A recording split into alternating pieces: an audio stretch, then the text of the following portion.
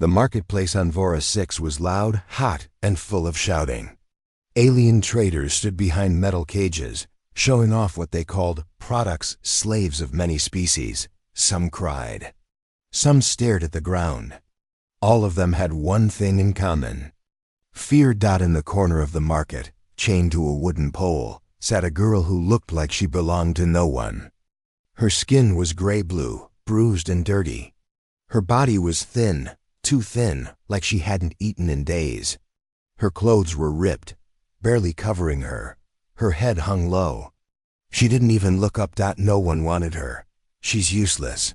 One alien shouted, laughing, "She can't speak. Look at her, probably broken in the brain. 5 credits for that thing? She's not worth one." The auctioneer, a fat, red-skinned Zarn trader, was sweating. He wiped his forehead with a greasy cloth and kicked dust toward the girl. "Come on, somebody give me something. You can train her, or use her for cleaning if she lasts." No one moved. She didn't care. She had already given up. Then, a human walked into the circle. He wasn't rich-looking. He wore a simple dark jacket, tall boots covered in dust, and had a beard that looked like it hadn't been trimmed in weeks. His eyes were hidden behind dark lenses. He said nothing. The crowd quieted for a moment. The auctioneer laughed. "Ah, a human wants her? Don't worry, friend. She's cheap. Almost free." The human pulled out 1 credit chip. Just one. The whole marketplace burst into laughter. 1 credit? That's an insult. The auctioneer barked. "You must be joking." The human didn't laugh. He stepped forward and placed the chip on the table. "Take it," he said. The trader blinked. "Fine, she's yours. Don't blame me when she dies in a week." The man walked toward the girl. She didn't look at him. She didn't care who had bought her now. She expected pain, work, or worse. He unlocked her chains. She waited for him to grab her, hit her, or give some cruel order. Instead, he bent down and held out something small. "A metal bottle. Water," he said simply. She looked at it, confused. She didn't move. "It's clean," he added. Her fingers shook as she reached out and took it. She drank slowly. Her lips trembled. She hadn't tasted clean water in days. Man didn't touch her. He turned and started walking away. She stood slowly, her legs weak. Then she followed. They walked through the hot streets, past tall buildings and strange markets. No one paid attention to them now. After some time, they reached a small transport parked near the edge of the city. The human helped her step inside, but still didn't speak much. He sat in the pilot seat, tapped a few buttons, and the ship rose into the sky. She sat in silence, hands in her lap. She stared at the floor, afraid to look up. He noticed. "You're safe now," he said softly. She didn't believe him. The ship landed near a quiet place outside the city. It looked like a repair station, a mix of tools, broken machines, and scrap metal. The human opened the door and motioned for her to come inside. She followed. He pointed to a small bed in the corner. "You can rest there." She looked at the bed. It was clean, too clean. It made her nervous. She sat on the floor instead. The man sighed but didn't argue. He walked to a small stove and started cooking. The smell of hot food filled the air. Her stomach growled loudly. He brought her a plate and placed it gently in front of her. Bread, soup, nothing fancy, but it was warm. She waited again. She expected a test, a trick, but he just walked away and started fixing something on a workbench. She picked up the food with shaking hands. She ate. That night, the human set a blanket near the bed. "If you don't want to sleep on the bed, you can use this," he said. She said nothing, just nodded. He left her alone in the room. She stared at the blanket for a long time. Why was he being kind? The next morning, he found her still awake, sitting in the same spot. He placed a small box near her. Inside it, clean clothes. She blinked. No chains. No orders. Just clothes. He said one thing before walking away. You're not worthless. Her lips parted, but no words came out. Her eyes burned. She looked down at the clothes, for the first time in a long time. She didn't feel invisible. And somewhere deep inside, a tiny spark lit up again. Hope. She woke up, expecting chains. Instead, she found silence. Warm light touched her face. A soft breeze moved the curtain beside the window. The blanket on her body was light. Clean, warm. She opened her eyes. Heart pounding. Where was the cold floor? Where were the harsh voices? Where was the pain? She sat up fast. Too fast. Her head spun. Then she remembered. The market. The laughter. The human. Water. Food. She looked around the room. Still here. Not a prison. Not a cell. Just a small, quiet home. He was in the next room, sitting at a table fixing a metal tool. The air smelled of oil, dust, and hot bread. She stepped forward, barefoot, careful. He didn't look up. You're awake. She froze. His voice was calm, not cold, not cruel, just simple. He finally looked at her. His dark eyes studied her face. You can sit, he said. There's food. She didn't move. He stood, went to the small stove, and placed a fresh plate on the table. Then he walked away again, back to his workbench. No orders. No threats. Just food. She slowly walked to the table, picked up a spoon, and tasted the soup. It wasn't poisoned. It wasn't a trap. It was good. After a few minutes, she whispered something. It was so soft, he almost didn't hear. Why? He turned his head slightly. Why what? Why did you buy me? He paused, put down his tool, wiped his hands. Then he looked her in the eyes. I don't know. She blinked. I just saw you there, he said, and something told me that wasn't where your story should end. She didn't know what to say. No one had ever talked to her like that. Like she was more than just skin and bones, more than a slave, more than an object. She stared at the bowl. I was sold many times before, she said. Every time worse. He nodded. Not this time. Later that day, while he worked outside on a broken speeder bike, she watched him through the window. Her mind raced with questions. He was human. She was not. He had no reason to help her. She was dirty, silent, and broken, yet he fed her, let her sleep, gave her clothes, and asked nothing in return. Why? That evening, as the sun dipped low, she picked up a rag and started wiping tools in the garage. He noticed but didn't stop her. You don't have to, he said. I want to. She answered. He smiled a little. Just a little. They worked quietly together for some time. She handed him tools. He explained what they did. She listened carefully. Her hands, though shaky, moved with memory. She recognized wires. She understood circuits. You've done this before, he said. She nodded. I was trained. Before. Everything. He didn't ask for details. He didn't need to. That night, as she sat near the fire, wrapped in a blanket, she spoke again. My name is Tele. He looked at her. Tele, he repeated. She looked surprised. No one had said her name in years. No one had asked. He held out his hand. Riven, he said. She hesitated, then placed her hand in his, warm, real. Something in her chest shifted. Later, when she returned to her small bed, she looked at herself in the mirror for the first time. Her face was still thin, her body still weak, but her eyes, they weren't empty anymore. And as she lay down, a single thought came into her mind. Maybe she could heal. Maybe not all humans were cruel. Maybe she was not worthless after all. She hadn't spoken her name in years, not to herself, not to anyone. It felt like dust in her throat. Forgotten, buried, lost. But now, someone had said it. Tali.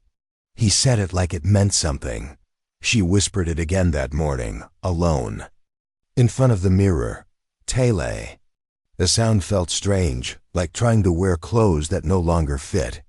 But it was hers, and somehow she wanted to wear it again.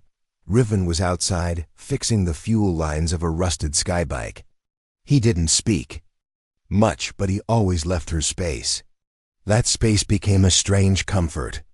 No chains, no shouting, no harsh hands. She walked out, slowly, and sat near the tool bench. Riven looked at her, raised an eyebrow. "Morning." She gave a small nod, then picked up a tool. "I can help," she said. He passed her a set of wires without a word. They worked. In silence, but it wasn't cold. It was calm. That night, she sat on the floor beside the small heater. Riven handed her a cup of something warm, light green liquid that smelled like herbs and spice. She held the cup, but didn't drink right away. Instead, she looked up and asked, "What made you stop?" He tilted his head. "At the market." "You didn't know me. I was nothing. Why did you stop?" Riven stared into the fire for a moment. Then he said quietly, "You looked like someone who still had a fight left in them." But no one noticed. Tali blinked. He added, "I did." Later, she wandered into the storage room. There were piles of old parts, wires, metal scraps, and in the back, something wrapped in cloth. Curious, she pulled the cloth aside. A mirror. She hadn't seen her reflection clearly in years. She gasped. The girl staring back at her was thin, yes, but her eyes were different now. They weren't dull. Not like before. She touched her face, her scars, her messy hair. And then, for the first time in forever, she smiled, just a little. She kept helping Riven around the workshop, cleaning, fixing small things, organizing parts. Every time she used her hands, her mind felt stronger. One day, Riven handed her a small device. "What's this?" she asked. "Old scanner." "It's broken," he said. She turned it in her hands, looked at the wiring. The connection's just loose. She pressed a few panels, twisted the core. The device lit up with a soft beep. Riven raised his brows. "You fixed it?" Tali shrugged. "I used to be something." He smiled. "You still are." That evening the sky turned purple. Strange birds flew across the twin moons. Tali sat on the roof, legs crossed, arms around her knees.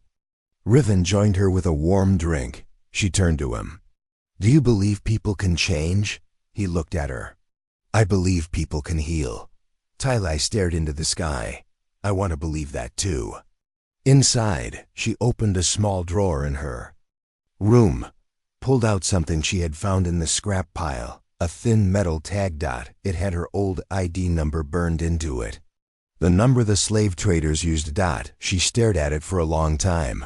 Then she walked to the fire pit and dropped it in. The flames swallowed it whole. She watched until nothing remained but ash. "I'm not that number anymore," she whispered. Behind her, Riven's voice answered gently, "No, you're Tali."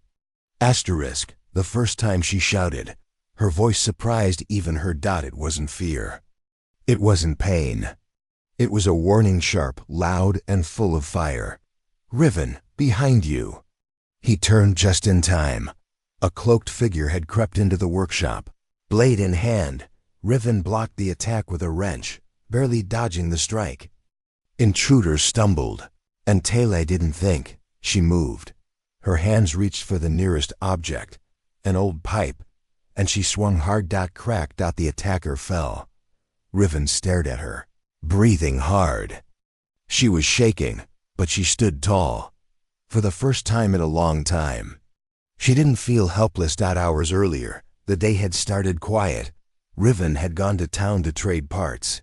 Tali stayed back, organizing wires in the tool shed.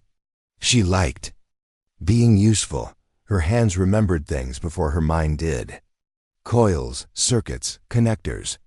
They made sense. That morning, she fixed a broken welding tool. Then she rewired a scanner. By the time Riven returned, she had already sorted 5 crates of tech. He looked impressed. "You've been busy." She smiled slightly.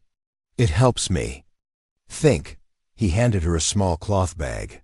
Got you something. Inside gloves, real work gloves. Her size. She blinked fast and looked away. That night, while Riven worked on the speeder engine, she cleaned the outer lights. That's when she noticed movement in the shadows. Fast, wrong. She stepped down and followed it silently. A figure. Too quiet. Too armed. That's when she ran. That's when she shouted. And that's when the old part of her came back to life. After they tied the attacker up, Riven asked, "How did you know?" Taylor pointed to the footprints. "I used to spot smugglers before I was taken." Riven nodded slowly.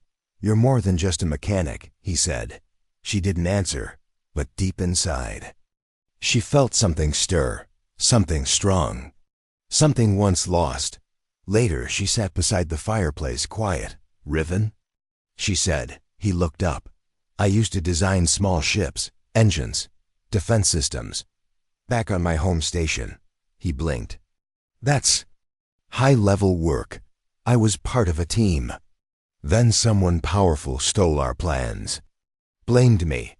I was arrested, sold, passed from ship to ship. No one cared what I used to be." She gripped the blanket around her shoulders. "I stopped telling people. I stopped remembering." He was silent for a while. Then he asked, "Do you remember now?" Taylor looked at her hands. "Yes." In the days that followed, everything changed. She wasn't just helping anymore. She was building. She rebuilt a damaged hover drone. She mapped power lines through the roof. She even modified one of Riven's security systems. "I didn't even know it could do that," he said once. She grinned, proud. Maybe it never met the right hands. But not everyone was happy about her change. One night while she cleaned out the back crates, she found a small black disc tucked between old wires. Her heart froze. A tracker. Someone had tagged her. Riven examined it. "This wasn't mine." She felt cold inside. "Someone's looking for me." He looked serious. "We'll be ready." That night, she couldn't sleep. She walked to the mirror again. This time, she didn't see a slave. She saw someone useful. Someone dangerous even. Someone becoming whole again. She touched the glass and whispered, "I remember who I was. And I'm not afraid anymore." She wasn't looking for her past. It found her anyway. It started with the sound of soft metal clang. Deep inside the storage wall, Tally was searching for spare wiring when the old panel creaked open, exposing a small box hidden behind loose planks. Dusty, forgotten, curious, she pulled it out. Inside the box was something she hadn't seen in years. Her old collar. The shock hit her like cold water. It was black, smooth, and still had her slave number burned in silver. X-732. Her fingers trembled. Memories poured in like poison, chains, loud voices. Her father's face, hard and cold. His words, sharp and final. "Take her. She's useless to us now." She was young, too young to understand why. Too smart for her own good, they said. Too stubborn. Too bold. So they got rid of her. She sat on the floor for a long time, holding the collar like it was made of fire. Riven found her there. Hours later, he knelt down, gently moved the box aside. "Ty-Ly?" She didn't speak. He didn't rush her. Finally she whispered, "They didn't sell me to survive. They sold me to silence me." That night, she told him everything. Her real name wasn't just Tally, it was Talira Ven, daughter of a noble engineering family from the Ventec stations. She was once the youngest member of the core design board. She had ideas no one else had, and that made enemies. "They said I was dangerous," she said, voice shaking. "Not with weapons. With knowledge, so they erased her. Sold her off-world. Buried her identity under numbers and bruises." Riven listened without interrupting. When she finished, she expected him to look at her differently. Like everyone else did, but he didn't. "You're not broken," he said. "You were betrayed." She looked up. "Why does that matter now?" "Because you remember," he said. And now they're afraid of that. The next morning, she burned the collar in the fire. No fear. No tears. Just the soft sound of metal giving up to flame. She stood beside Riven as it melted. I don't want to hide anymore, she said. He nodded. Then we stopped hiding. Later that day, she took apart a communication dish. Not to destroy it, to build something better, something that could reach old systems. Old stations. Old enemies. They'll know you're alive, Riven warned her. Good, she said. Let them know. While she worked, a message came through, encrypted, short, just 2 words. She lives. Riven read it first. When he showed it to her, Tylee didn't flinch. They'll come, he said. She looked up from the screen, eyes steady. Let them try. That night, the sky outside turned red. A storm rolled in from the west. But inside, the fire burned calm and steady. Tylee sat at the table, building a new kind of lock, one that couldn't be broken from outside. Riven watched her with quiet pride. She was no longer the girl from the cage. She was becoming something more. A survivor, a fighter, and maybe a storm of her own. The message wasn't a warning. It was a threat, plain and cold. 3 words, broadcast on a private channel. Return the asset. Tylee stared at the screen, her hands steady but her heart pounding. They didn't use her name. Not Tylee, not Talira. Just the asset. Riven read it beside her. His jaw tightened. They're coming, he said. Tylee nodded. Let them come. By sundown, the ship appeared above the hills, sleek black and fast. It hovered in silence before landing hard on the dirt near Riven's shop. The air grew heavy. Dust swirled. Engines hissed, and then the ramp dropped. Out stepped 2 armored guards. Behind them, a tall woman in silver robes. Sharp eyes. Cold face. Tylee recognized her instantly. High Officer Vetra, the same woman who gave the final nod to have her sold years ago. Vetra didn't smile. Talira Ven, you are government property. Come now, and we'll forget this mess. Tylee stood tall, not stepping back. I'm not property, she said. Not yours, not anyone's. Vetra's voice turned hard. You were declared void. Do you think hiding with a human will save you? Riven stepped forward. She's not hiding, she's healing. The guards raised their weapons. Tylee didn't flinch. You branded me. You sold me. You buried me. And now that I'm alive again, you're afraid. Vetra narrowed her eyes. You're nothing. Tylee smiled slow, confident. You made me nothing. But he made me something. Suddenly, the old generator behind Riven's garage lit up. A blue shield shimmered into the air. Tylee's design. A barrier. A warning. Vetra glanced at it, surprised. You built that? Tylee nodded. And more. She tapped a device on her wrist. A sound rang out behind the ship. One of Riven's drones lifted into the air. Weapons charged. I'm not helpless anymore. Vetra scowled. You would turn against your own people? You turned against me first. Tylee replied. Silence. Fell. Then Riven said, calm and clear, you can leave now. Or you can find out what she's really capable of. The guards looked unsure. Vetra's eyes burned with anger. But finally she turned. This isn't over, she hissed. There's a bounty on your name now. You'll be hunted. Tylee stepped forward. Then let them hunt. I won't run again. The ship left the same way it came, loud, fast and furious. But this time, Tylee didn't watch it in fear. She watched it with power. That night, as stars filled the sky, Tylee sat beside Riven by the fire. They'll come again, she said. I know, he replied. She looked at her hands. Strong now, skilled, steady, then I'll be ready. Riven looked at her, really looked. You already are. She stood on the cliff, wind in her hair, watching the sun rise over a world that once forgot her. No chains on her wrists. No fear in her heart. No number on her skin. Just her name, Tele, and the man who helped her remember it. 3 weeks had passed since the bounty hunters left in shame. In that time, she didn't hide. She built. She turned Riven's workshop into a fortress of invention, security drones, power shields, and even a silent alarm system that responded to her voice. Riven watched her work with quiet amazement.